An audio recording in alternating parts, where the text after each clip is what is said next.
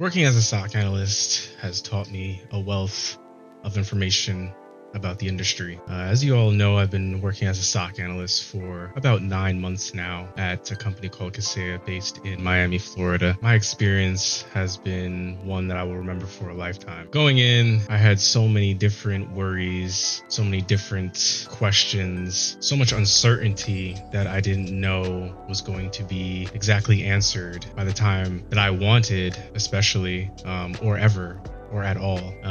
And through ups and downs and assistance with my teammates, luckily I have been able to become a well-rounded individual within the industry. And all in all, it has helped my growth, not only being a SOC analyst, but just as a human being searching for fulfillment. Starting out working at Kaseya, I was getting used to, the tools that we used, the monitoring systems, the applications, all the different things that helped us essentially provide our clients with the utmost value. It took time, right? When I first got in, I was encouraged to ask as many questions as possible. That was literally the first thing I would say when I got into the office, and a tier 2 of mine had basically set out to make sure that I wasn't afraid of asking questions, which for sure lifted a bunch of weight off of my shoulders, right? Because being in the industry, of course, you want people to know that you have some sort of reliable baseline of knowledge, but they basically really instilled in my mindset that you're not supposed to know everything, right? In fact, if I didn't ask questions, it would have raised a really big red flag, which was really comforting for me going in. So knowing that I was supposed to ask questions, not to be quiet, not to be, reserved, and essentially learning what everything does and how everything works, and most importantly, what to look for, that was really a good sign for me going in. As I started, I, just began learning how we operate as a team, and basically what we do. Of course, if, maybe some people who are looking to get into the industry may not know what a SOC analyst does. Basically what we do is look over alerts within our monitoring system, a bunch of different activity that comes through a wide range of things like, user creations, users being elevated, files being executed, groups being created, anything you could really think of when it comes to using a computer and doing something that helps within your own company, we essentially see. And basically, we have these agents installed on our clients' devices that allows us to have this type of activity come through and then essentially come into our monitoring system, so we can be able to triage, and basically with our own skills, we dissect it and investigate it and see if it's actually malicious activity. So when we're looking at these alerts, we triage it, we look at it, and if it catches our eye, we basically pin it, and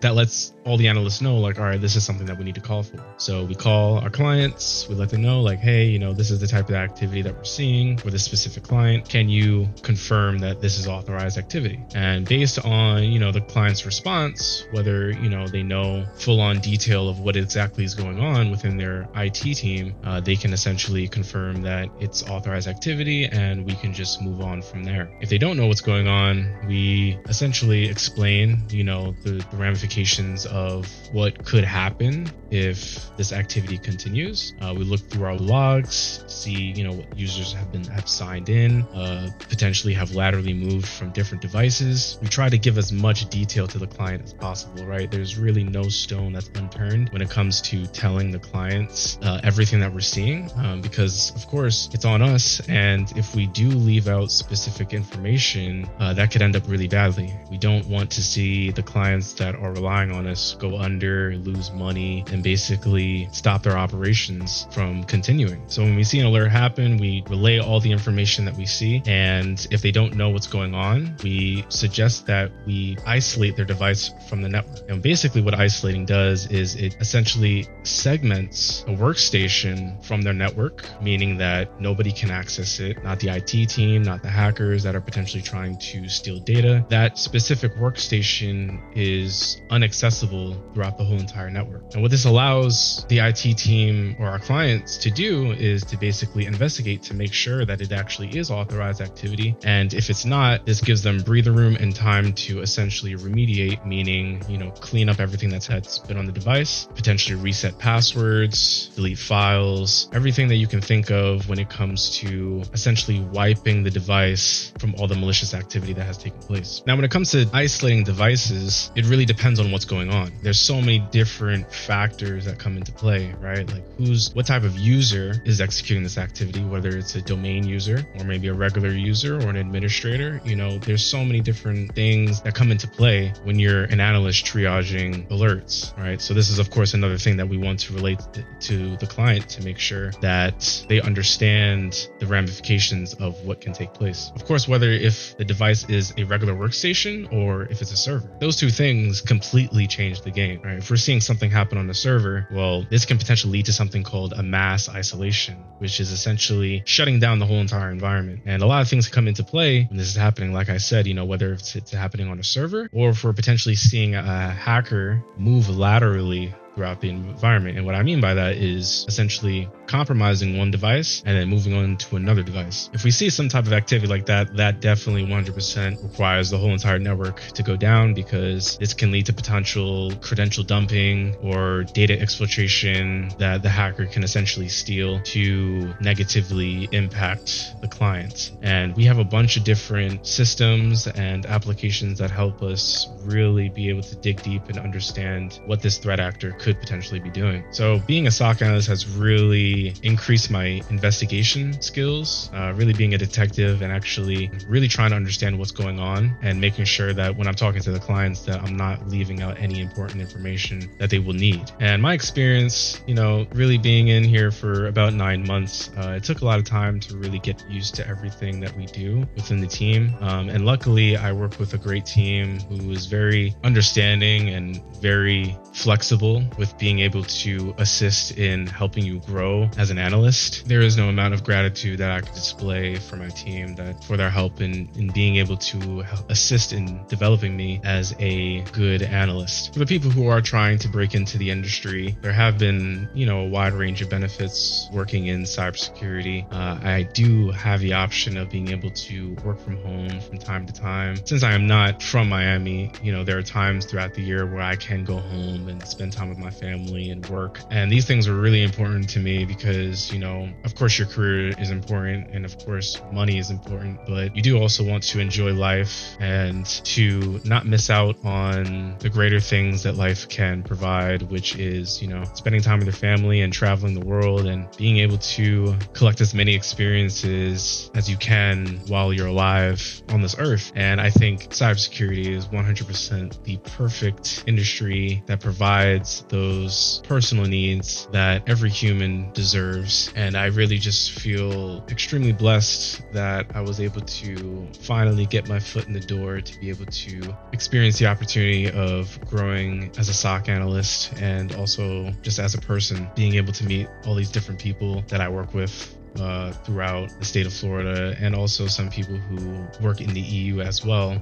But another thing I want to talk about too, in terms of my learning experience was, I spent a lot of time studying, learning before I even got into the industry. And a part of me still felt like I literally had to start over in terms of my knowledge. An example I like to think of, I think LeBron James said it one time when, he spent all this time, training in high school, working his tail off and really, trying to accomplish his dreams of getting into the NBA. And he even said, when you spend all the time and then all of a sudden you get drafted within the league, it feels like you're starting from ground zero. And that's literally exactly how I felt. I felt like I knew all these things. I felt like I had all this knowledge and, I was good. And then as soon as I get in, I'm like, this is a whole different ball game. Like I know these things, but like, how can I actually apply it? How can my brain actually conceptualize what's going on and then actually make use of it and actually to be able to provide value to the clients who are in need of analysts to be able to help them protect their environment and their critical infrastructure. So that was really a core thing that I really experienced. I really suggest to anybody out there who is working to break into the industry, and then once you finally do get into the industry, understand that it's okay to not know everything.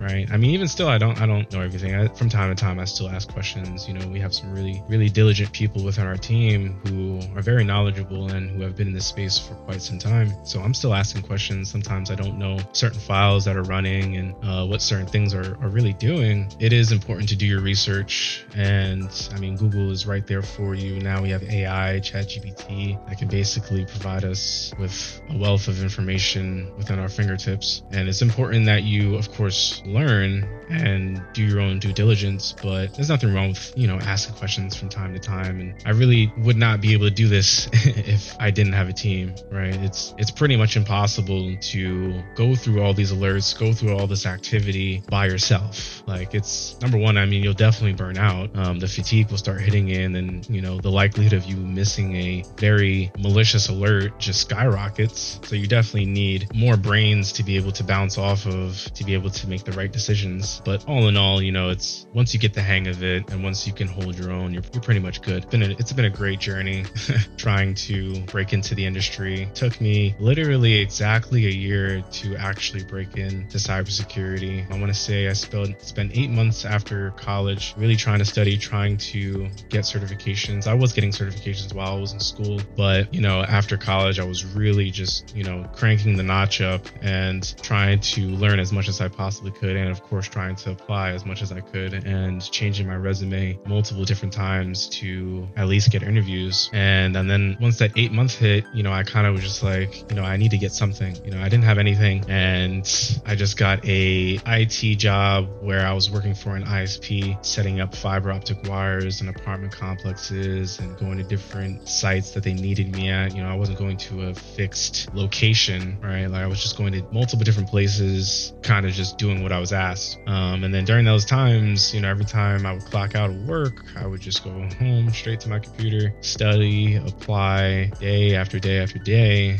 And then 3 months after, I finally was able to get a shot. And I mean, I think I can confidently say that I have been taking advantage of this opportunity ever since. And I feel that is working well for me. So all in all, I mean, this experience has been absolutely fulfilling. The people that I've met, I think, will definitely be people who I will keep in touch with in the future. And I've just learned so much.